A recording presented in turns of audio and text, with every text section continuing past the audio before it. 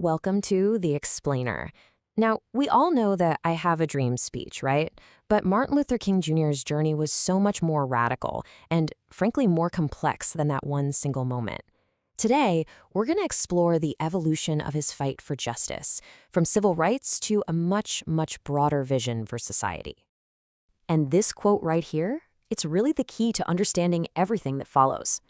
For King, this whole fight wasn't just some political strategy, it was a moral imperative, and it was rooted deep in his faith. His activism, that was his ministry. And that conviction was the source of his incredible, unwavering strength.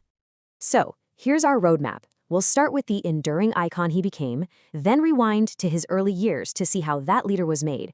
We'll dive into his philosophy of nonviolence, look at the campaigns that literally changed America, and then we'll get into his vision beyond race and his powerful, unfinished legacy. All right, let's get into it.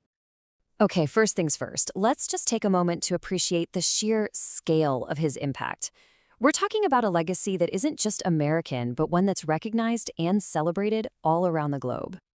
I mean, just look at this. We're talking about some of the highest honors a person can ever receive.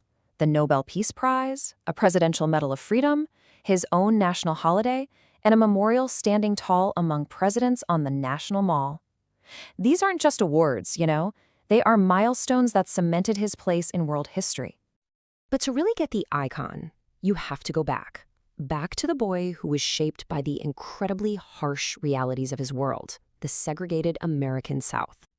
Wow, I mean, this contrast, it's just jarring, isn't it? As a teenager, King spent a summer working in Connecticut. And for the first time in his life, he could go anywhere he wanted, sit anywhere he wanted. That freedom must have been absolutely exhilarating. But that feeling made the humiliation he faced back home in Georgia, being forced to stand on a bus so a white person could sit, feel all the more infuriating. He said that anger from that night never, ever left him. And where did he learn to channel that anger? Well, he learned it from his own father. This quote, it comes from an incident where his dad just walked him and his brother right out of a shoe store rather than move to the segregated section in the back. That lesson in dignity, in never accepting injustice, it stayed with him for his entire life. All right, so let's shift gears and talk about the powerful method King would adopt and, ultimately master, the philosophy of nonviolent resistance. Okay, this is so important to get right. King's philosophy of nonviolence was never, ever passive. Not at all. It was a highly strategic, even confrontational tool.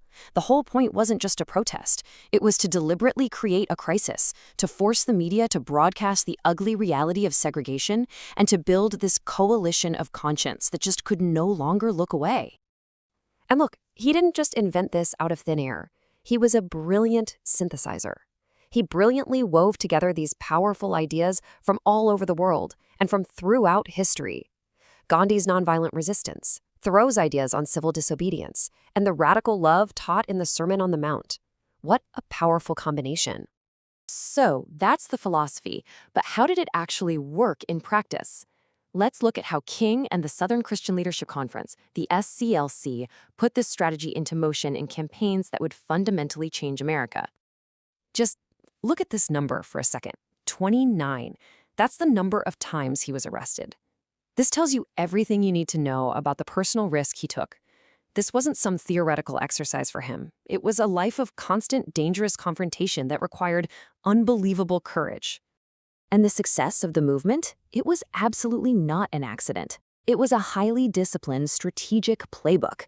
The SCLC would target a city known for its brutal segregation, organize peaceful protests, and intentionally provoke a violent response from the authorities.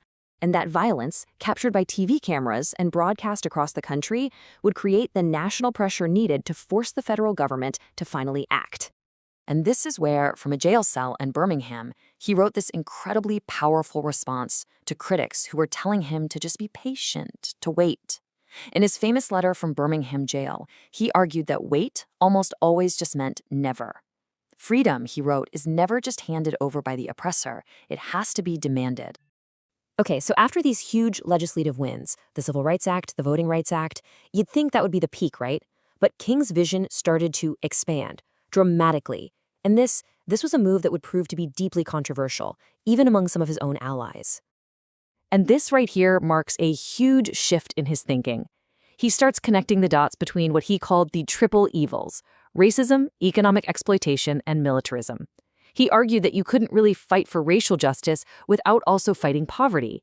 And you couldn't fight poverty while the nation was pouring billions into the war in Vietnam. For him, they were all tangled together. And let me tell you, taking this stand against the war, it cost him, big time. The very same political and media establishment that had praised him as a moral leader now turned on him, and viciously. This quote from the Washington Post is just staggering. It accuses him of hurting his own people. In today's terms, they were trying to cancel him. And this final, more radical phase of his life's work, connecting civil rights to human rights for all, was all tragically cut short, leaving behind a powerful and profoundly unfinished legacy. And it's so telling where he was in his final days. He was in Memphis, Tennessee. But why? He wasn't there fighting for a seat at a lunch counter anymore. He was there fighting for the economic rights of striking sanitation workers. He was killed while trying to build a coalition of the poor. His final vision, this Poor People's Campaign, was his most ambitious by far. He was calling for a fundamental restructuring of the American economy. He wanted an economic bill of rights that would guarantee jobs, housing, and a living wage for everyone. He argued that something was fundamentally wrong with capitalism and that the country needed to move toward what he called democratic socialism, basically a system that uses democratic processes to make sure wealth is distributed more fairly. And so this leaves us with his final, really challenging question for all of us.